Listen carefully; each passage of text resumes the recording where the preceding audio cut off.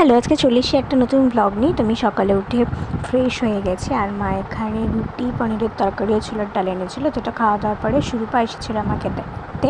তো ওর সাথে একটু গল্প টল্প করছিলাম, তার সাথে আমি রেস্টও নিচ্ছিলাম। আর মা ওকে লুচি, ডিমের অমলেট এইসব দিয়েছে। আর তারপরে আমি টক দই আর শশাটা খেয়ে নিয়েছি, স্নান করে নিয়েছি।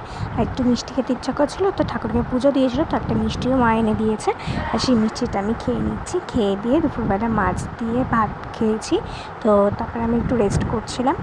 তো রেস্ট করে রাত্রেবেলা পাউরুটি আর পনিরের তরকারি দিয়ে ডিনারটা করে নিয়েছি। আর আমি একটা নতুন বোতল কিনেছিলাম না, সেই বোতলের সাথে এই খেলনাগুলো গিফট পেয়েছি।